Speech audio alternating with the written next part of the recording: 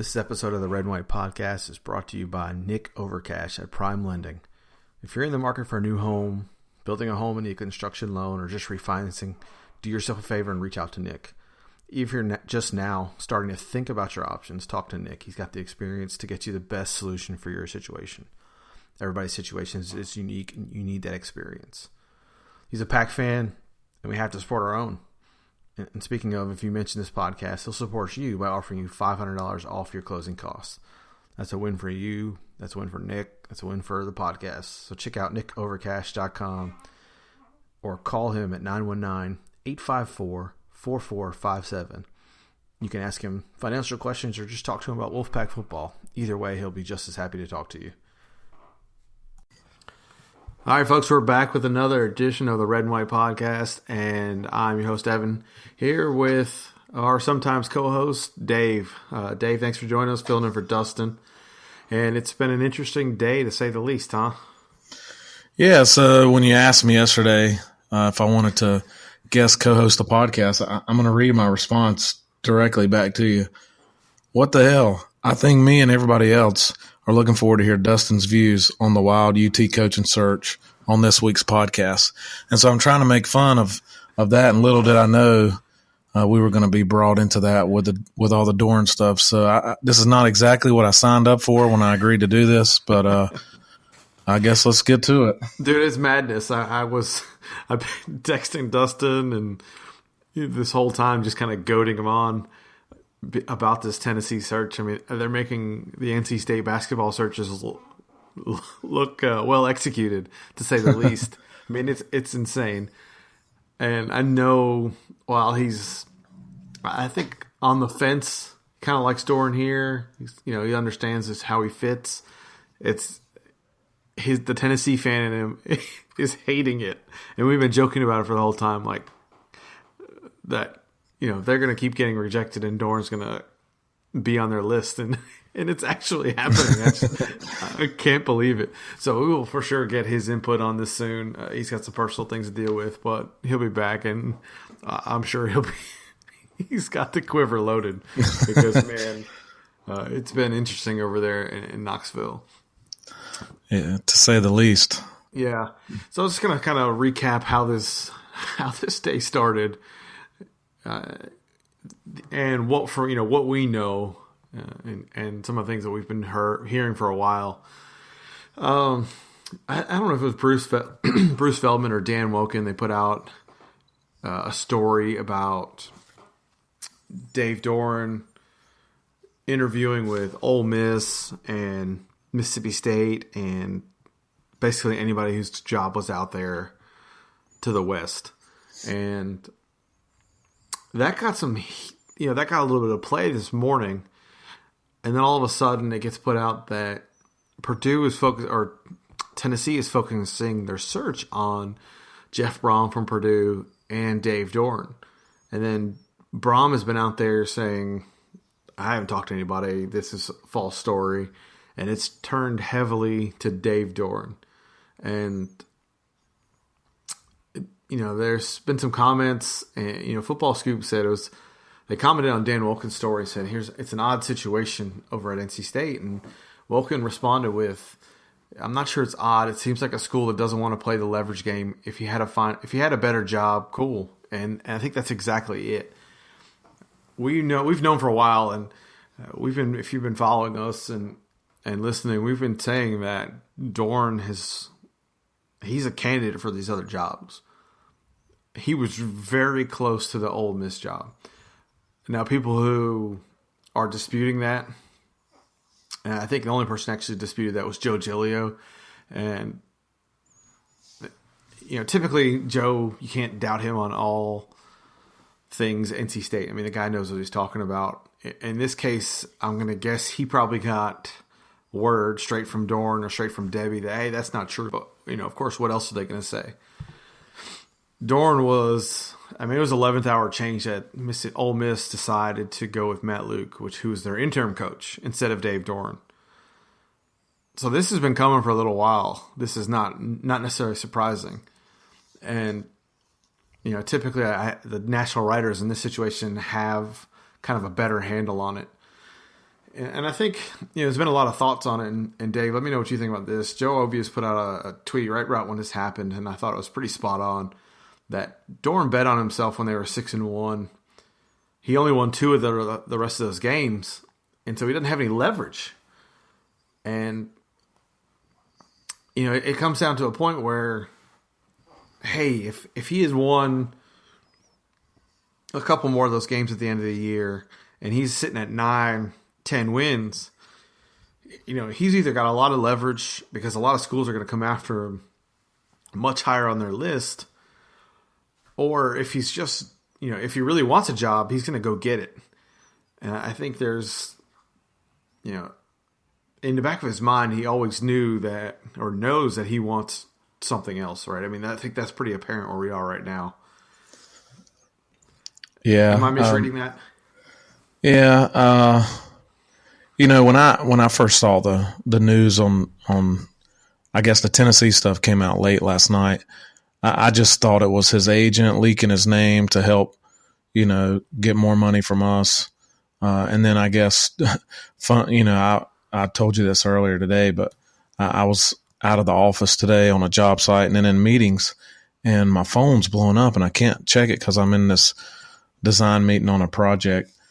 And I finally get out, and I was texting you and our mutual buddy Nick, and I was like, what in the world is going on? What have I missed? And, I guess this morning the Ole Miss story came out, and I didn't really – I guess last time I was on the podcast, was the week where the, extension, they were in talks for an extension, and that news broke.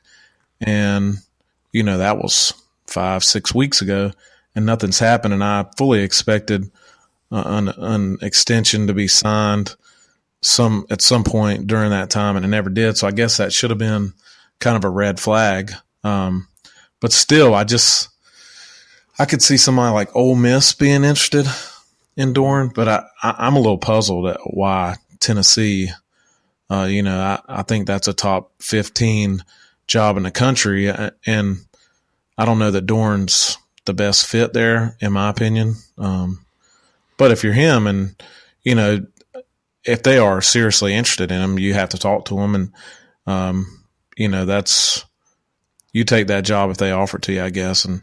Or if he really likes it here, it's definitely something to use for leverage. But getting back to your question, I think, I guess the stuff has come out that they're a couple years apart and some money apart, and who knows what's true, what to believe. But I think it's pretty obvious that he was waiting this out to see just how, to try to gain more leverage, and it never really happened. So, it'll be interesting to see. I mean, this has got to be resolved pretty quickly. The longer this lingers, it's going to affect recruiting and stuff like that. So, I mean, by the time this posts, the news may have already broke, as what went down. But it's definitely going to be interesting to follow for the next 12, 24 hours. Yeah, so you're exactly right. I think that's part of the. I think that's part of the story that people don't understand, is that Doeren has had this contract extension in his hands for weeks now, and they have been negotiating back and forth over a couple details about it, mostly length of contract, and I've heard different particulars that I'll get into about level of assistant pay and stuff like that, and the allocation of the money there. I think there's also some disagreements there, but the length of contract, being 4 or 5 years, I think is the real sticking point of contention there. So, he's had this contract and hasn't signed it, and I think that's exactly right. I think he's been waiting. I think he's thought he was going to have more leverage. I don't think he expected to lose the Wake Forest game. I think that one game right there makes a big difference in the perception of what he's done. So, I don't know. And if you're Tennessee, I think at this point it's such a dumpster fire. They've gotten so far down their list that, he almost makes sense, because he'll bring some stability to it, whether or not the fans will revolt and well, I'm sure they will, just because he's not John Gruden. But they don't have any other options now. I mean, they've been getting turned down by everybody. So I don't know if they want a Tennessee guy, then then he's not going to work for him. But you can't. Let's be real here. I know people are saying, "Well, DeBusschere needs to pony up." Well, State's not going to compete with Tennessee and Tennessee money. Like, you're just not going to do it. It doesn't make any sense. Right. So if Tennessee comes and offers him, a boatload of money, you don't go chase him.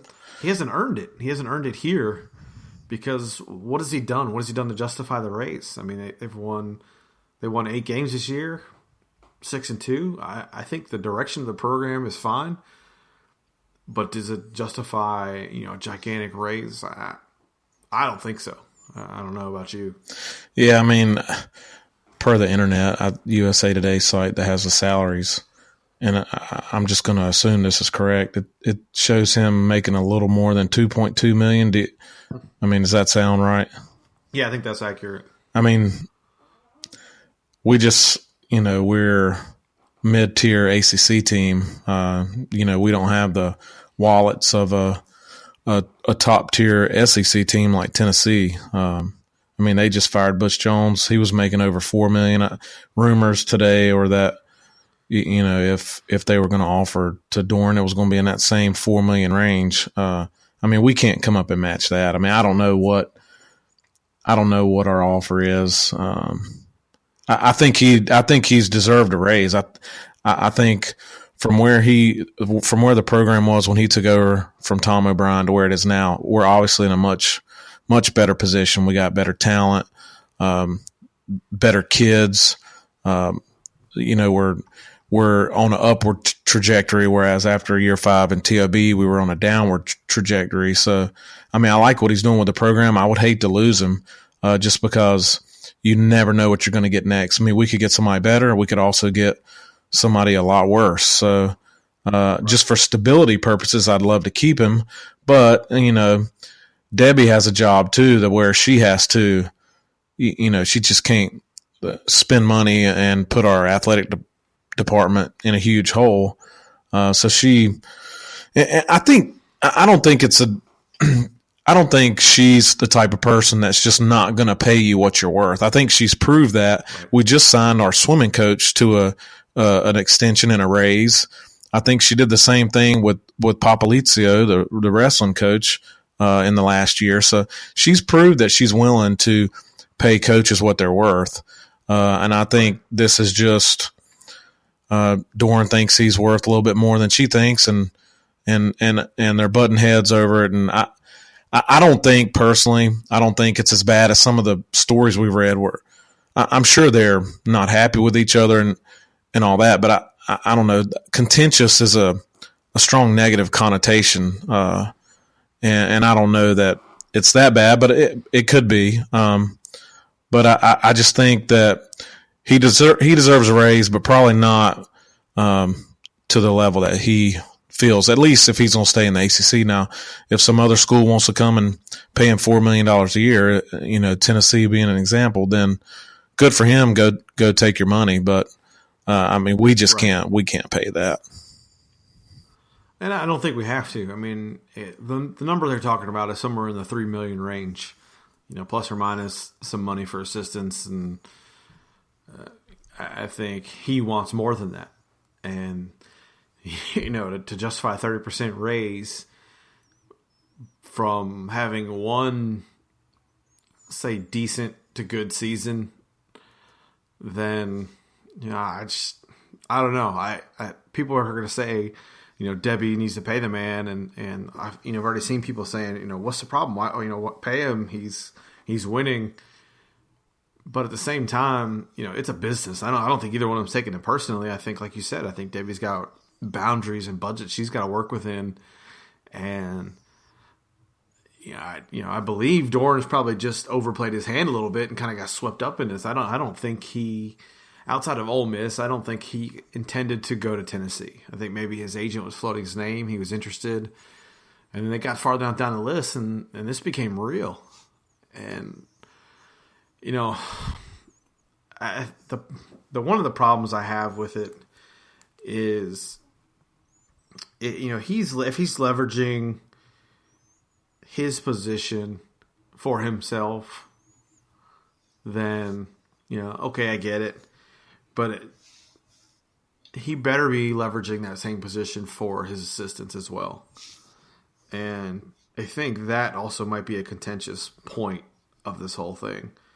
I don't know how much that's worth getting into, but it's definitely something interesting. It's almost as if he just got swept up in this. But we're at the point now where this is a real possibility. Tennessee doesn't have many other options. And in fact, there are players that think Dorn is gone already. Now, they've made a point to tweet pictures and whatnot of Dorn out there recruiting for state. I don't think that means a whole lot. As we saw earlier in the day that Joe Giglio said Dorn wasn't in Tennessee and these rumors are false, but he walked that back and said Dorn's been out recruiting in North Carolina, and he didn't say that he didn't talk with anybody, because then the other national guys, Wolken and Feldman, are putting out that John Curry has been in North Carolina interviewing multiple candidates. And so, Dave Clawson, Fedora, Dave Dorn. I mean, those are three viable candidates for Tennessee. So I think it's real. I think typically when there's smoke, there's fire. I don't think anybody actually knows what they're talking about until the dust is settled. But there's a lot of things that are saying, hey, he's out there shopping himself around. That, hey, all right. I mean, good for him if he's trying to chase the money. I'm not going to be bent about it. And I think my buddy that we tailgate with put it in the best way. I couldn't have said any better, actually. He said, I don't want him to go simply because I don't like our odds rolling the dice again. But if he does, he's left us in a better place than he found us. And I can't say that about any football or basketball coach during my entire NCSU life. Yeah. I mean, I think that's pretty well put. Yeah. Right? So I don't know. I mean, I think it's just such a weird situation right now. I'm not broken up about it. I think there's still a possibility that he could go. And, if he does, then we'll move on. I mean, I think it'll be the first time in a long time that State has a coaching change and they didn't fire somebody. Yeah, I mean, right? I mean that's it goes back to before my time. I'm 36. Yeah. I would say off the top of my head Bo Ryan, but I don't know if that's correct. Yeah, I wouldn't even know. I don't know how to answer that question. I mean, it's been so long, and I think that's fine to elevate us to a stepping stone program. Good for us. I think that's fine. It's leaving us in a better place. Now, people are concerned that if he does leave, what's going to happen to the recruiting class? By all accounts, this recruiting class has it's got the traits of the characteristics of another excellent foundation class, similar to the 2014 class, if not better. But if I recall, and you seem to have a better memory on these things, when Tom O'Brien left, I think Dave Dorn did a pretty good job keeping that class together. Did they not? I honestly can't remember. That would have been last year's seniors. Yeah, right. I want to say I really don't know. I'd hate to speak off, be wrong, but sure. I know this year's class and the redshirt juniors were his first full class, and it was ranked pretty good, but I mean the players have turned out to be a lot better than their rankings, and this class we have coming in now seems ranking wise to be better than that class. So it's optimistic that 4 years from now, if we can keep all these guys and they don't leave over all this crazy coaching search madness going on. I mean, this this could set us up for another year like we had this year in 4 years. So that's really the thing I'm worried about the most. I just want this to, it is kind of telling, this stuff broke this morning.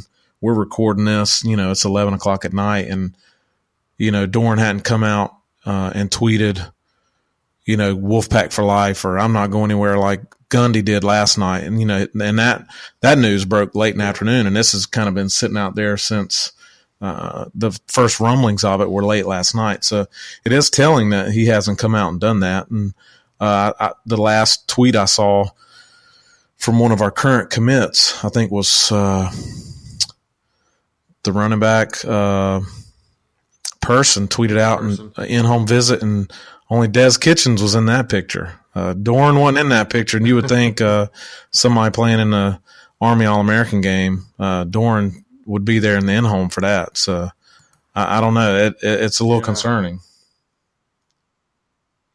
Yeah, I think Doeren was in. He was in the picture with. Yeah, that was Chris from last Dunn, night. the kicker. Yeah. It was from last night. Okay, so I don't know, man. I do remember that the year that Tom O'Brien got fired and Dave Doeren came in, the one kind of recruiting battle that I remember most was Matt Days. And they won that battle, and I think it's mostly because of guys like Kitchens. That's exactly how I remember it. Kitchens kept recruiting him hard, and I think the story, this could be wrong, but the way I remember it is he was calling Kitchens to tell him he was picking Vandy, and then Kitchens told him not to make a decision, hold on, wait another day, and flipped him. So, yeah. Yep. That's the first 1,000-yard back we had in a decade, right? So that's one of those. That's how you survive these transitions. You won't lose the entire recruiting class. You'll lose some guys, and we've already lost some guys. Devin Hayes, the offensive lineman, and then Davion Robinson. That one kind of hurts. I think he was a highly regarded player, just decommitted tonight. I don't know if it's related or not, but you keep on some of these guys that have built these connections, that built these roots. You keep on, a Faulkner, a Ledford, or a Kitchens, and you maintain that recruiting class. I don't think that's and unreasonable. If we do have to go through a transition, it will be different from the last one. We were coming off, a very mediocre season with a NFL quarterback with Glennon, and this year we're coming off a 8-4, which a couple plays away from 9 or 10 wins, 6 conference wins. I mean, the program's obviously in a much better shape, and it would be not firing a coach; it would be a coach leaving to step up. So I think it would be easier to keep the class together. But then you don't know, while the recruits, commits make their decisions, if it's based on their position coach, if it's based on Doeren. We have a lot of local North Carolina kids. Maybe they're finally realizing what all us NC State fans know to be true, and that's if you are really serious about playing football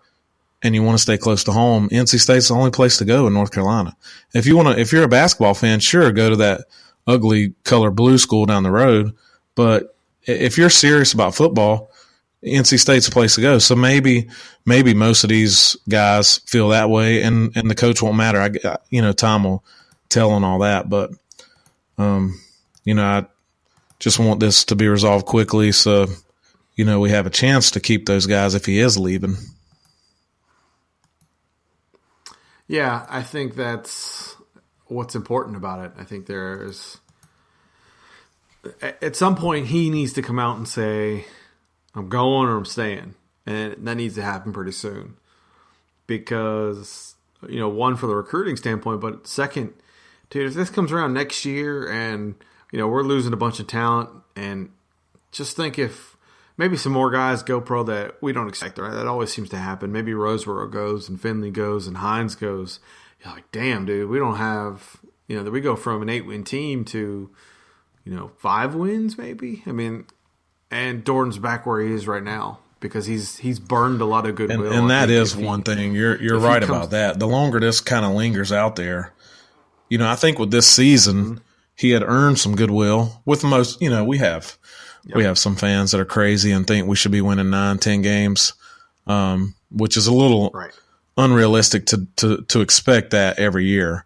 But coming off an 8-win season, you would think even next year if we go 6-6, 7-5, which is, would be a good season, would be respectable. He wouldn't be immediately back on the hot seat. But the longer this kind of lingers out there, it could leave a bad taste in some fans, leave a bad taste, and with a lot of fans that were already on the fence, or some fans that are not going to like him because they decided 2 years ago they weren't going to like him no matter what. So, yeah. Yeah, that's my concern. I think this year was such a good year, just in terms of the excitement and the feel good about the program, and everybody was enjoying it, and it had some ups and downs and whatnot. But I mean, you could really see some progress. You could really see, where it was going, and people are going to quickly forget that if the guy's out there shopping around and he's half committed to it. Now maybe he felt the pressure last year, but you don't come out and say, "Hey, I want to be here. I'm committed to here," and then, dick around like this. I think that's really where you're gonna lose a lot of people, and you're gonna lose your slack that you've built up for next year. And I think he needs to be careful of that. I've seen that quite often here. I don't know what, we can't really tell the prospects for next year until some of these underclassmen decide to stay or leave. But I mean, I don't think, we're going to go from 8-4 this year to all of a sudden 4-8. I mean, he's built a lot of depth. We have a lot of young guys who were, good recruits, have been behind. If you're behind Chubb, or you're behind Tony Adams, or you're behind, Jared Fernandez, all these guys, that have been 3- and 4-year starters, you're going to learn a lot from them because they've been through the grind.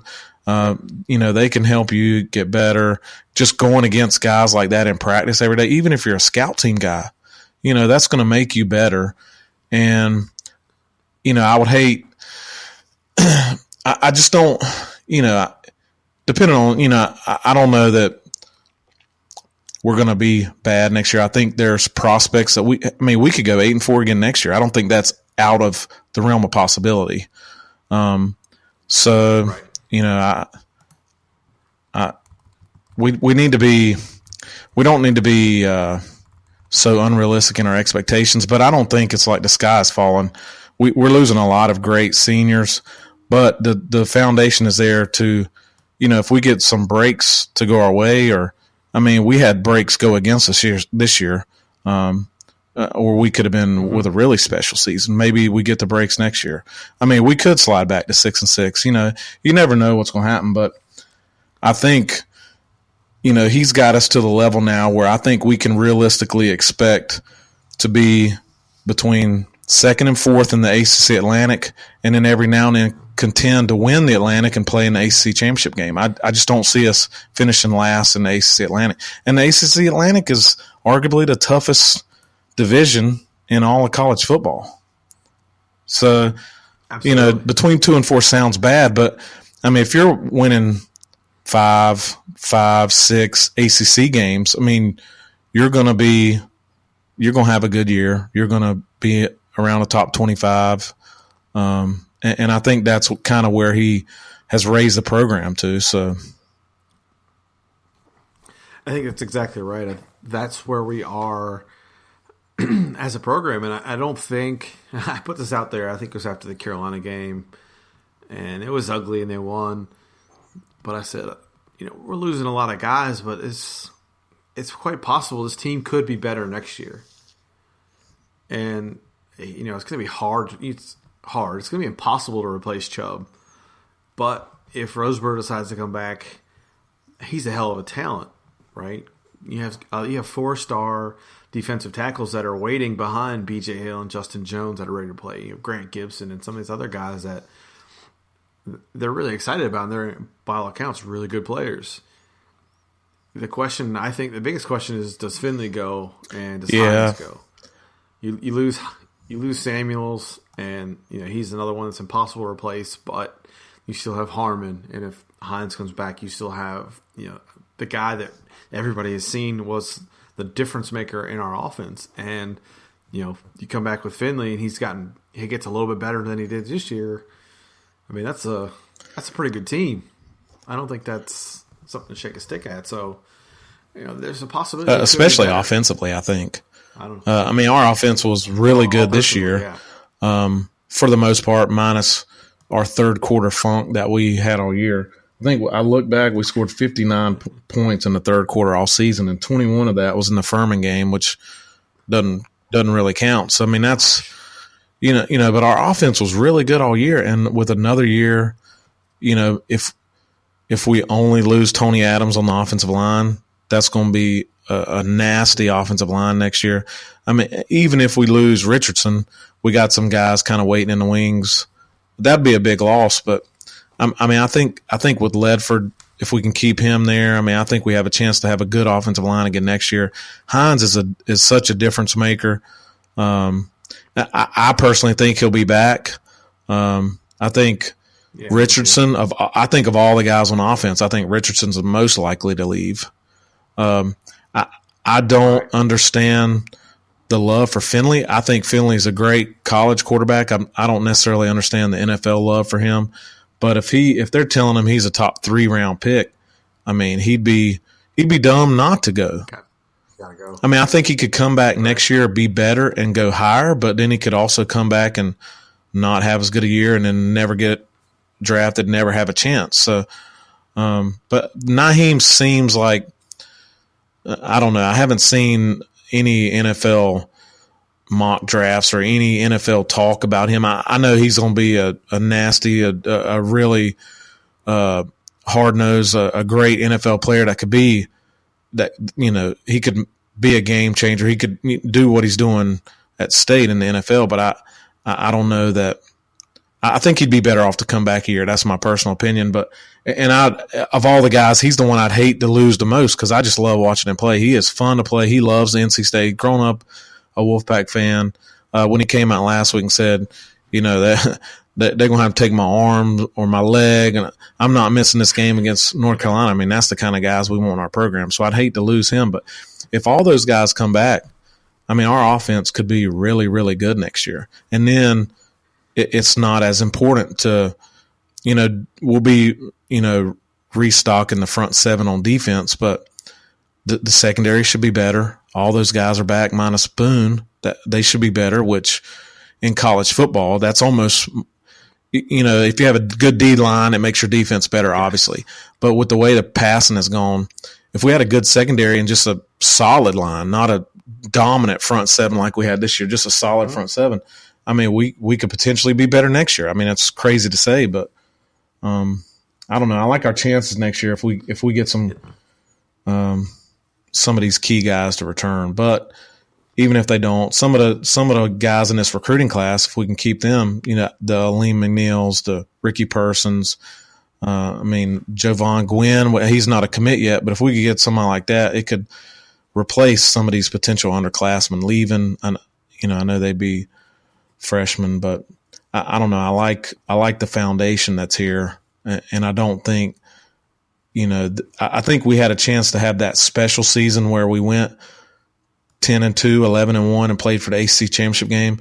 I don't think that's really an option next year. I mean, we'd have to get all the crazy lucky bounces and calls, and we never have that kind of luck. But I don't think 8-4 is out of the question for next year.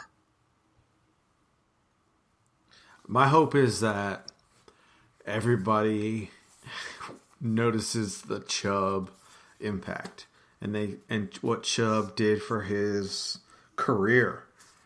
He came back. He had a great offseason. He gets stronger, faster. He comes back, and he's propelled himself into arguably the top pick in the draft. I mean, he's projected in the top 3 picks right now.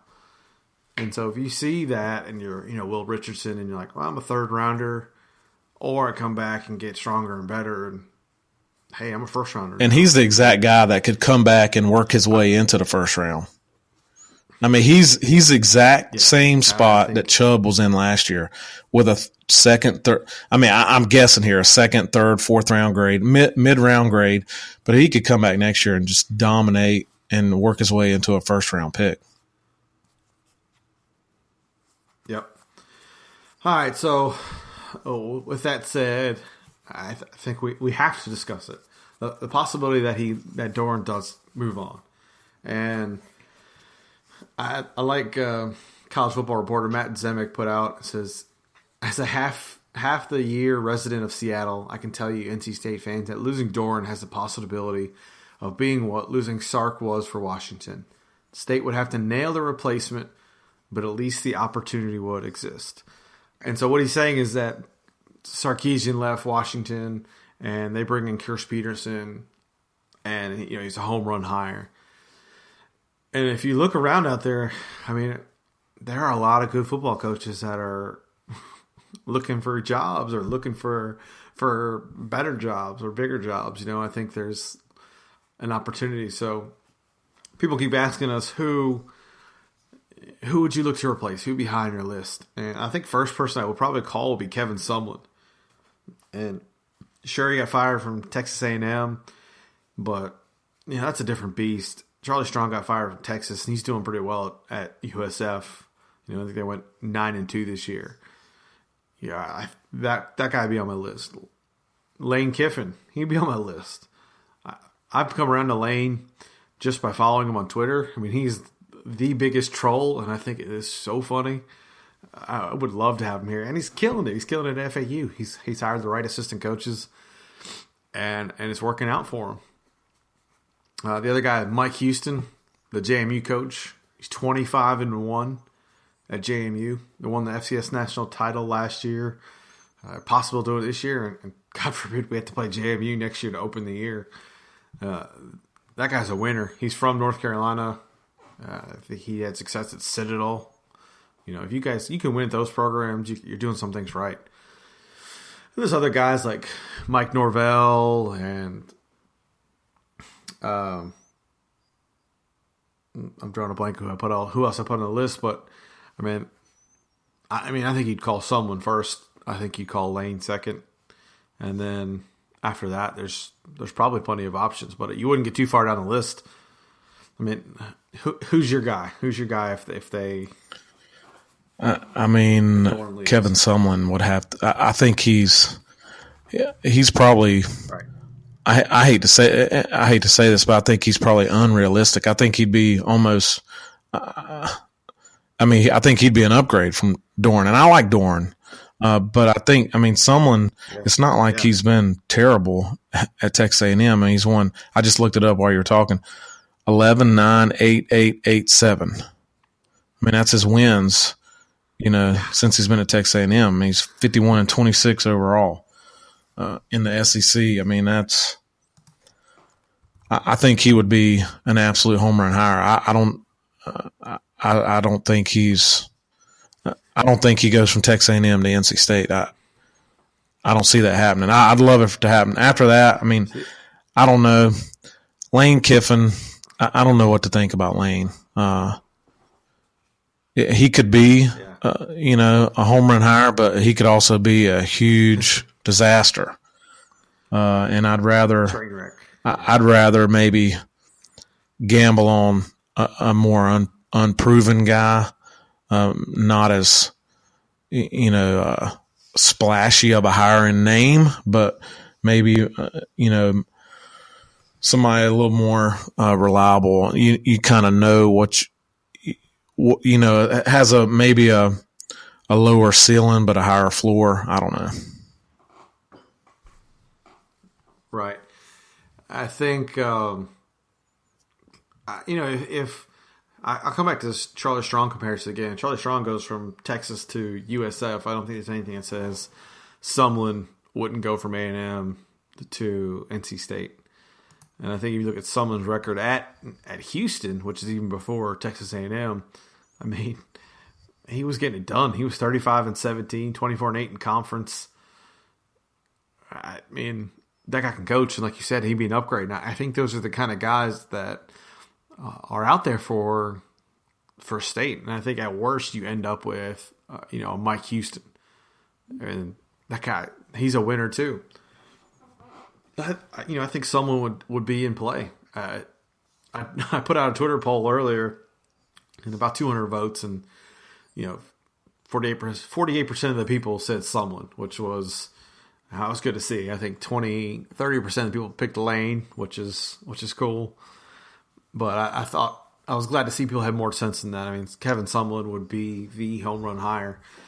I'll read this tweet that Football Scoop put out. I'm sure everybody's following Football Scoop now, but they said, just got a text from a coach. The NC State job will have more people clamoring for it than the Tennessee job. Meaning it's a better job. I'm not gonna say it's a better job, on a day-to-day basis, but right now people want the job. I think, Doeren has proven you can get talent. You could be successful if ranked number 14 at some point this year. There's going to be a lot of guys that would want this job, and I think that's what you get when you become, a stepping stone. And there's no problem with that, and so I wouldn't put any of these guys out of reach. The guys I probably wouldn't call, I would not call Les. I think we don't need another old. Not that he's a curmudgeon, but an older guy. I mean, we have a tough time recruiting at NC State on the level, because we have Clemson around us, we have Virginia Tech, we have Georgia, Tennessee. Right. We have a tough enough time recruiting against all those guys that are fairly close. I don't know that hiring a late 60s coach is going to help us. Going back to your Sumlin, I honestly would feel bad for all the Tennessee fans. I mean, they're crazy. They've proved that they're crazy. But can you imagine what would happen if they steal Doeren from us and we get Kevin Sumlin? I mean, Dustin may not survive that. I mean, I don't know what Dustin feels about Sumlin, but he would. I don't know. They might burn down Knoxville if that happens. He would melt down. He would. Yeah, and I think that would be amazing. I mean, it'd be so good. But that's it. I mean, I think there are guys out there like that can play, that would come into play for us. And I'm sure there's some momentum you'd lose and things like that. But, it could be a win in the end for us. So I'm not upset about it. I'll read the text that our boy Nick sent us. But if you want my opinion, Dave Doeren comes out and publicly spurns UT like Gundy and signs a long-term deal, that I'm happy. But if he doesn't, within 24 hours, make him walk and get on the first plane to Boca. He's talking about Boca Raton, going to talk to Lane Kiffin. I think that's the general consensus around here. It's like, we'd love to have him, but man, if you're going to go, try and date somebody else, let's go. We'll move on. You haven't done that great for us. So I think there's, it would be a nice change of pace for us to go through a coaching search when we hadn't fired the guy. If for a coach to leave, I mean, like we talked about at the beginning of the podcast, it's been a long time since that happened. So it's always easier to get a better coach. I feel like if you're not firing the guy that they're replacing. If that guy leaves, it seems like it'd be a more desirable place that coaches would want to look at. Oh, that they had some success there. Their last coach left, so I'm not going to be going straight into a rebuilding project. I can go in, win right away. Right, exactly. So, I mean, I would love to keep Doeren. I've been a fan even, I kind of until we lost some of the games in the middle of last year, and I kind of jumped off the bandwagon for a month stretch there. But I think he's the right fit for us. I think he's done a good job with the program. I think he until yesterday, I thought he was a guy that wouldn't really leave to go anywhere. But if somebody's dangling $1.5 million more in your face, it's kind of hard not to be interested in that. So I understand why he's looking, or at least his name's out there. But we'll see what happens, I guess. Yeah, it'll be interesting. We'll keep everybody posted as we hear. It's just it's madness. I would expect this is going to come to conclusion at some point tomorrow, at the latest. I think if it goes any longer, I think we've got other problems. I mean, I think. Yep. I mean, I tweeted out when we first started recording. I have my popcorn literally sitting right here beside the microphone, just in case it happens while we're on the air tonight. But I've been keeping an eye on Twitter, and I haven't seen anything yet. So yeah, nothing yet. I put this out there for the one last scenario before we go. Doeren to Tennessee, Lane Kiffin to State, and Matt Kennedy to ECU. And just watch Dustin, like his beard would fly off and the whiskey would come pouring out of his eyeballs. I mean, it would be amazing. I mean, that would be the perfect scenario to just watch. I think your the podcast downloads and subscriptions will definitely go up. All right. It's all about the numbers here, man. I don't really care about the football anymore. I want more downloads. Yeah, I don't know. It's going to be interesting. I think it's a real possibility. I'm on the fence whether it's bad. I think it all just depends on how we handle it. I definitely understand everybody's apprehension given our history with coaching searches and things, but I think we're in a much better position. It seems like Pack Pride is in the retweeting of our current players mode. Yeah. So Kelvin Harmon, I'm sure we're all up for the same reason.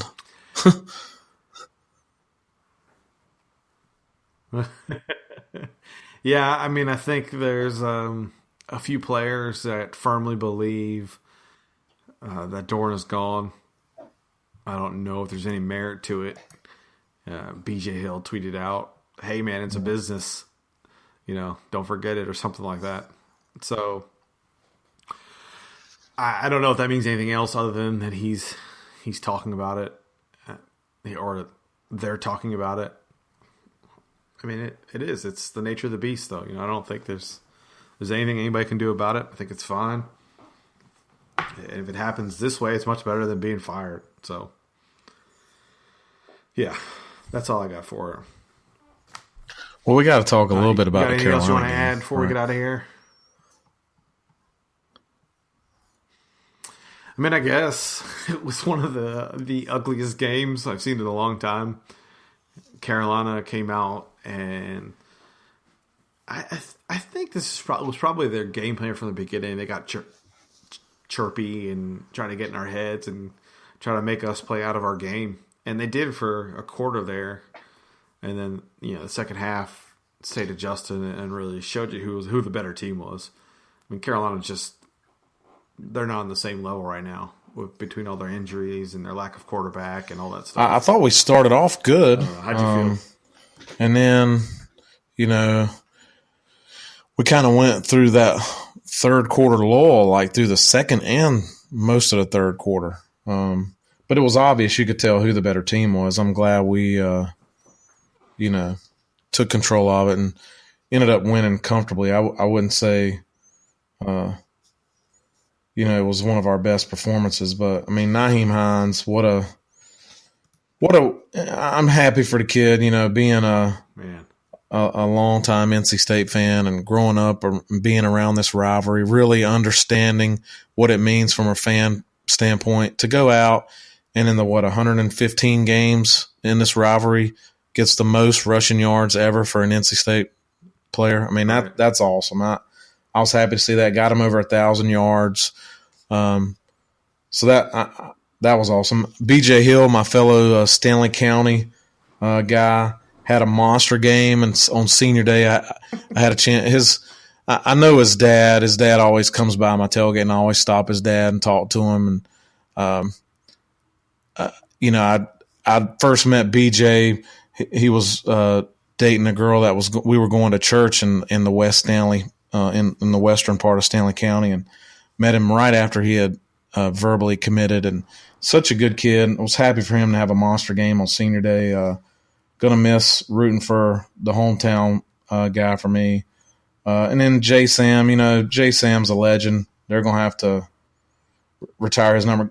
It was kind of concerning at the end of the year. I thought we kind of went away from him. I don't know if he was dinged up, or it seemed his numbers at the beginning before the bye were a lot better than his numbers after the bye. And I don't know if that was a combination of Hines being hurt and him having to play more running back, which I saw you tweet about this numerous times over the last several weeks.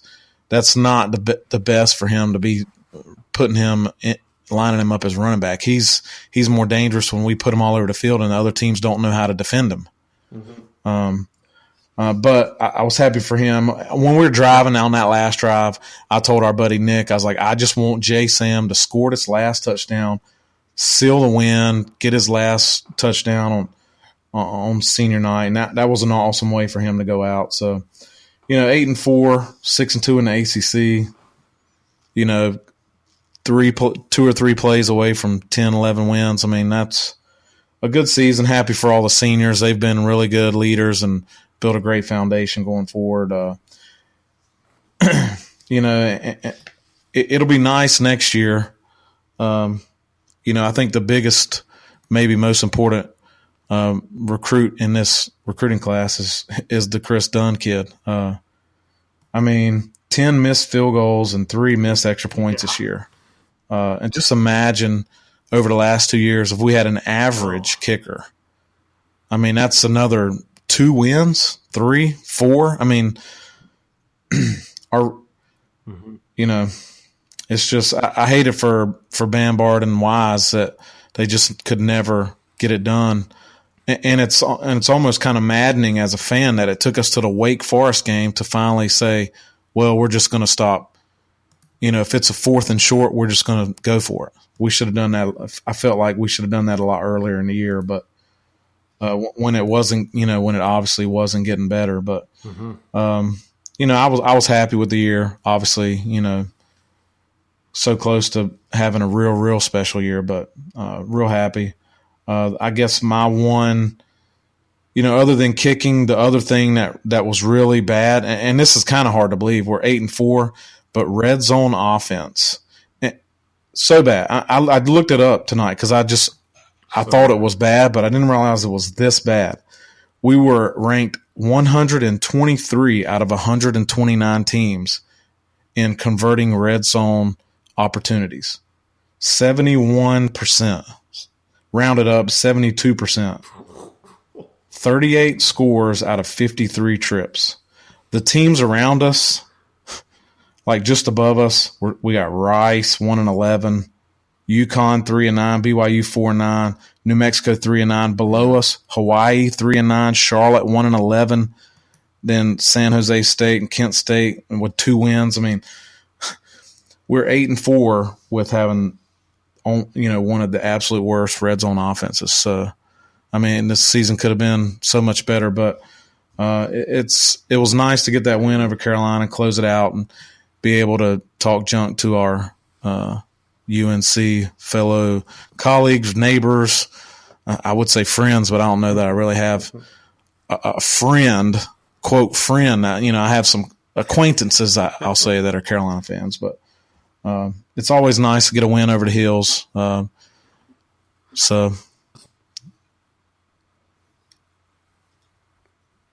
really wanted J Sam to get the touchdown record just because I wanted to take this debate off the table. That's technically still possible. The bowl game counts. You'd have to have, 4 TDs to tie it? 5 touchdowns. It's 4 or 5 he needs to tie it. So it's probably not going to happen. But like I said, I thought, it seemed like they really went away from him late in the year. I looked up some The first game of the year, he had 15 catches. Since the bye, he hasn't had 15 total catches since the bye game. Yeah. He's had 7, 9, 12. He's had 14 catches in the last 5 games. I mean, he's been getting a lot more rushes, but he's more dangerous when we can line him up in the slot and just get the ball out to him in space. So it could be. It could be. I guess some of the passes that were going to him started going to Jakobi Meyers, and that's one of the kids I'm looking forward to seeing play next year. I mean, he proved to be a super dependable receiver. He has great hands. He runs great routes, gets open. I mean, he could put up some monster numbers next year.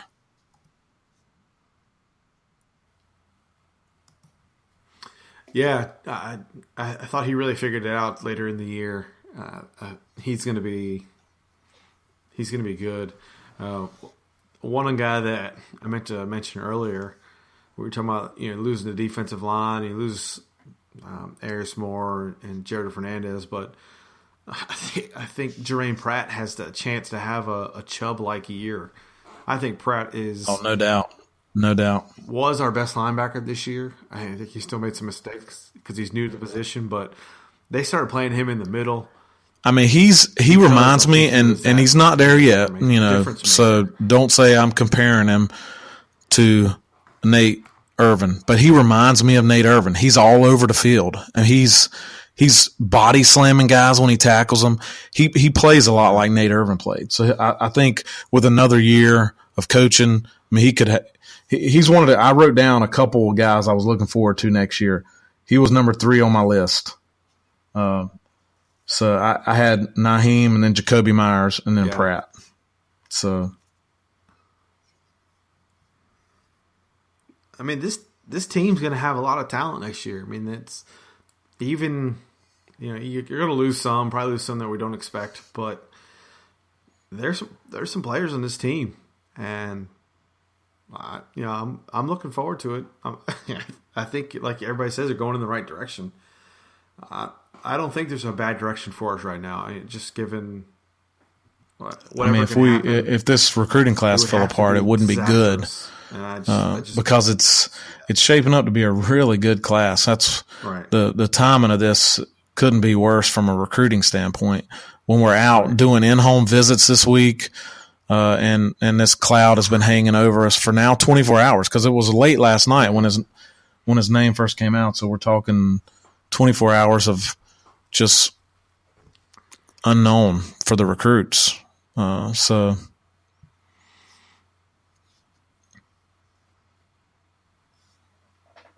Yeah, I don't know. I mean, it was a good year. I thought it was really, like I said earlier, it was one of the most fun. Oh yeah, years. I don't think there was a game all year where I didn't think we could win going into it. So, I mean, that's what you want. I mean, you're not going to win them all. There's no team left that's undefeated, except for UCF, right? So, I mean, you're not going to win them all if you go into a game, except for UCF, and you always feel like you have a chance. And for the most part, the only game we really, once we got into it, that kind of got away from us was the Notre Dame game. And even that one was close for 2.5 quarters, and then it kind of snowballed on us. Yep. We're getting long, so I don't want to bore everybody, but I think about next year and you look around, if the cards fall right for our team,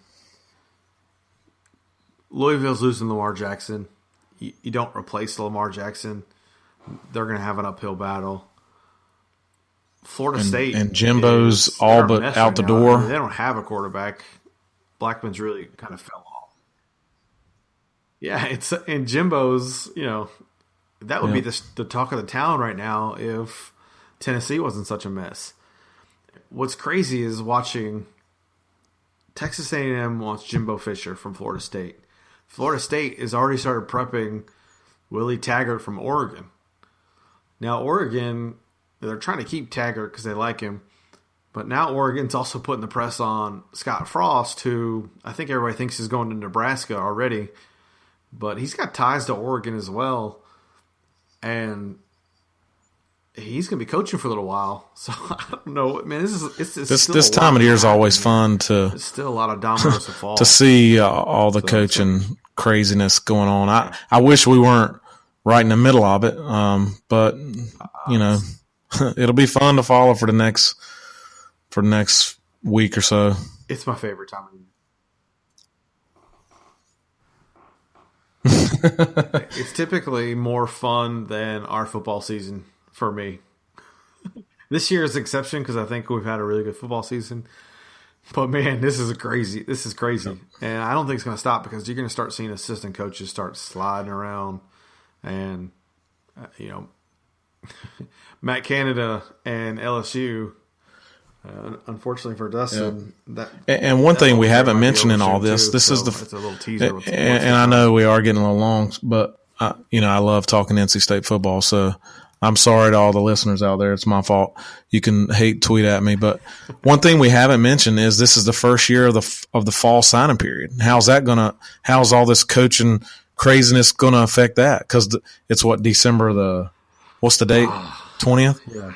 So I mean that's coming up pretty quick, and all usually they can't sign till first Wednesday in February. So who knows how that early signing day is going to affect or all these coaching rumors and swaps and all that stuff's going to affect the new early signing period. So that'll be interesting to watch too.